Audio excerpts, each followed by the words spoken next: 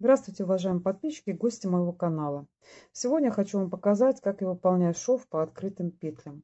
Это у меня плечо и плечи эти сшиты именно таким швом. Он выполняется на 3 спицах или же с помощью крючка. Я его выполняю с помощью крючка. Вот так он выглядит по лицевой стороне. И так он выглядит по изнаночной стороне. Сейчас я вам покажу. Я надеюсь, что эта информация будет кому-то полезная. Всем приятного просмотра. Итак, я уже выполнила шов одного плеча, сшила одно плечико. Сейчас будем сшивать второе, и я покажу, как это делается.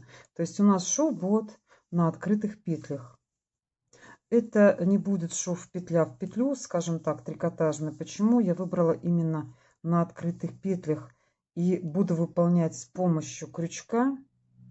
Для того, чтобы вот эти вот плечики наши были более, скажем, упругие, более жесткие, для того, чтобы наша, скажем, конструкция нашего изделия была более жесткая вот здесь вот. Потому что если выполняется шов петля в петлю, получается он, скажем, более такой эластичный и натягивается очень сильно. А здесь я все-таки хотела, чтобы эти плечи были более, скажем, держались, более такие потуже. Так, вот как он выглядит на лицевой стороне. То есть напротив каждой лицевой петли находится лицевая, напротив изнаночной находится изнаночная петля. И вот таким образом. Что касается изнаночной стороны, то этот шов выглядит следующим образом. Вот такая вот полоска идет. Так, за счет вот этой вот резиночки, видите, он стягивается. Но после стирки он, конечно, распрямится.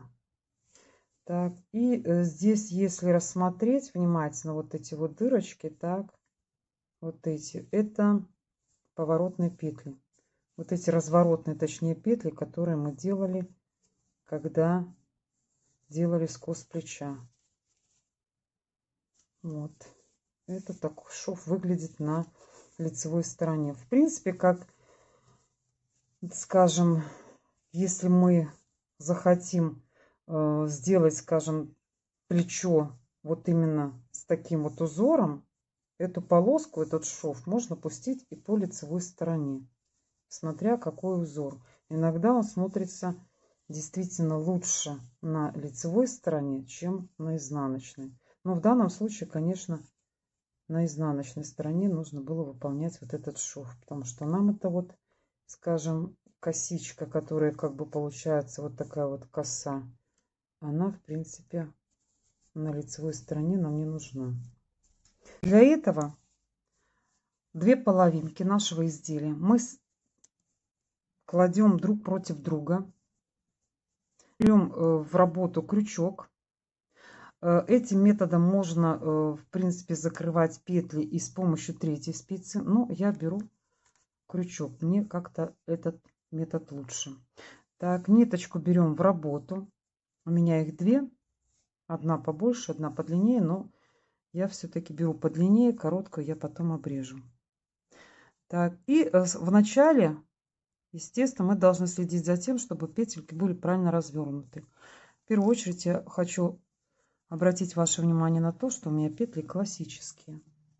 Значит, каким образом? Первое, соединяем первую петлю с одной спицы, вот с этой, и со второй спицы тоже первую петлю. Заводим вот эту ниточку рабочую в эти две петли и выводим. Так, и будем соединять следующим образом.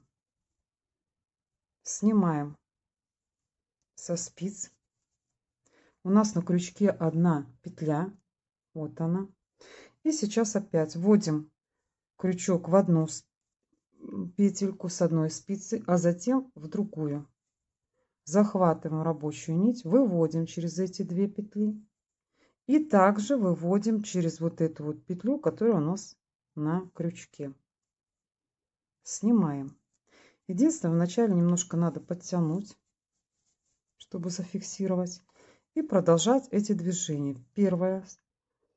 петелька с одной спицы, вторая петелька с другой спицы, захватываем, рабочую нить проводим через эти 2 петли, а также через эту вот петлю, которая у нас на крючке, и снимаем. Единственное, что надо следить за тем, чтобы вот эта вот косичка, которая будет образовываться, она не должна быть такая и сильно растянутая, и не сильно стянутая. То есть выполнить немножко вот этот вот шов и затем обязательно проверить, как он смотрится на нашем изделии.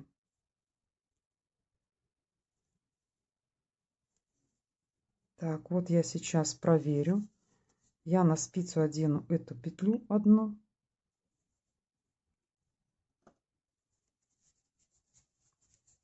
Вот получается вот такая вот у нас, скажем, косичка на изнаночной стороне. И по лицевой стороне тоже я проверю обязательно в начале. Вот этот шов вот таким образом он стягивает и соединяет наши петельки. Дальше опять выполняю и опять немножко я соединю петель и опять проверяю, как натянута вот эта наша косичка, для того чтобы, еще раз повторяю, в этом месте шов был не сильно стянутый, но и, конечно, не растянутый. Так, вот эту вот петлю я сначала ее сниму, потому что она у нас должна быть на крючке. А затем соединяем одну петлю с одной спицы, другую с другой. И протягиваем рабочую эту ниточку. И вот таким образом выполняем до конца ряда. Соединяем 2 петли, проводим вот эту вот рабочую нить и обязательно через вот эту вот, которая у нас на крючке петля, и снимаем. Одна петля, вторая, рабочую нить захватываем, выводим через вот эту вот петлю, которая на крючке. Сейчас я опять проверю. Так, проверить нужно обязательно наше натяжение. Вот это вот как оно смотрится, потому что если будет сильно стянуто, конечно, оно будет не очень красиво смотреться. Ну и, конечно, не сильно растянуто. Так, поскольку у меня второе плечо уже сшито, я затем, когда выполню примерно половину шва нашего плеча, я прикладываю ко второй половине и проверяю, скажем так, чтобы оно тоже было одинаково, половина сшита. То есть прикладываю, и чтобы у нас тоже были все вот эти вот 2 плечика были одинаковые по ширине. Потому что можно сшить, плечи могут быть и разные, и пошире, и наоборот поуже. Поэтому следим. Сшили немножко половину и обязательно приложили. То есть посмотреть нужно обязательно. Также даю небольшой совет. Вот смотрите, когда у нас была вот эта вот петля разворотная, которую мы с вами провязали, вот этот вот бугорок, возле этих петель разворотных, конечно, нужно более сильно затягивать вот эту вот косичку. Вот это вот на крючке. То есть мы должны поменьше оставить. Для чего? Для того, чтобы не было дырочки здесь. Потому что если мы более слабко сделаем, у нас получается вот здесь вот дырочка будет между этими нашими косичками вот в этом шве. Поэтому, когда встречается разворотная петля, здесь нужно более тесно сделать вот этот шов. И затянуть вот эту вот саму косичку здесь вот более мелкую, маленькую. Если вам понравилось это видео, я буду очень рада. Нажимайте пальчик вверх, подписывайтесь на мой канал. И всем спасибо за просмотр. До новых встреч!